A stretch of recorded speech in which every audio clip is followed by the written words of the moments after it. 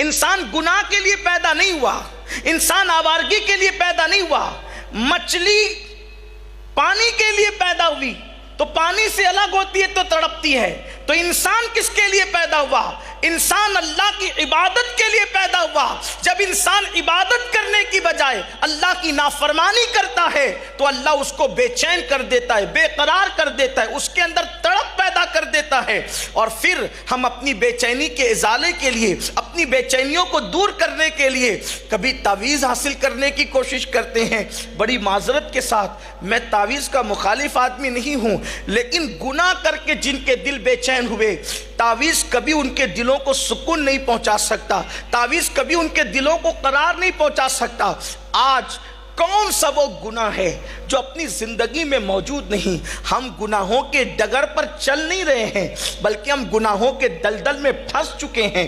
اللہ اکبر! اور پھر اس کا انجام بڑا بھیانک ہے۔ کون کون سے گناہ کا ذکر کیا جائے اور کتنے گناہوں کا ذکر کیا جائے؟ کون سا وہ انسان ہے جس نے اپنے آپ کو گناہوں سے بچا رکھا ہے؟ بڑی معذرت کے ساتھ جو نیک کہلاتے ہیں وہ بھی گناہوں میں مبتلا ہیں، اور جو گنہگار کہلاتے ہیں ان کے تو گناہوں کا حال ہی کچھ عجیب ہے۔ اللہ اکبر! آئیے آپ کو بتاؤں، گناہ کوئی بھی ہو وہ انسان کو رسوا ہی کرے گا، گناہ کوئی بھی ہو وہ انسان کو ذلیل ہی کرے گا۔ ایک مرتبہ کا واقعہ ہے، ایک قافلہ جو ہے وہ حج کے لیے روانہ ہوا، اور جب قافلہ حج کے لیے روانہ ہوا تو ایک شخص کا انتقال ہو گیا۔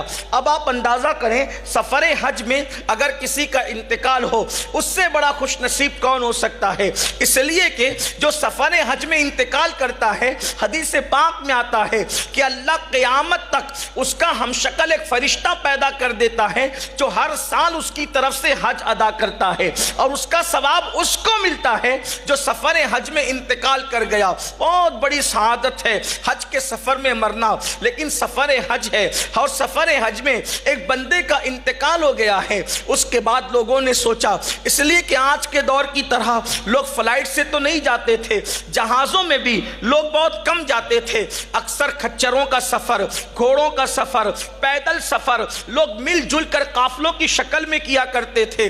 اب چونکہ مکہ دور تھا، مکہ المکرمہ دور ہونے کی وجہ سے وہ لوگ سوچتے ہیں کہ چلو یہیں پر قبر کھود کر کے اس بندے کو دفن کر دیتے ہیں اور پھر اپنا سفر آگے بڑھا لیتے ہیں۔ جیسے انہوں نے قبر کھودی، اس میں بڑے بڑے سانپ اور اژدہے نظر آئے، انہوں نے قبر وہاں پر چھوڑ دی۔ اس کے بعد دوسری جگہ قبر کھودی، وہاں بھی یہی حال ہوا۔ اس کے بعد تیسری جگہ قبر کھودی، وہاں بھی یہی حال ہوا۔ اسی طرح وہ بہت پریشان ہوئے، اب لاش کو انہوں نے وہیں رکھا۔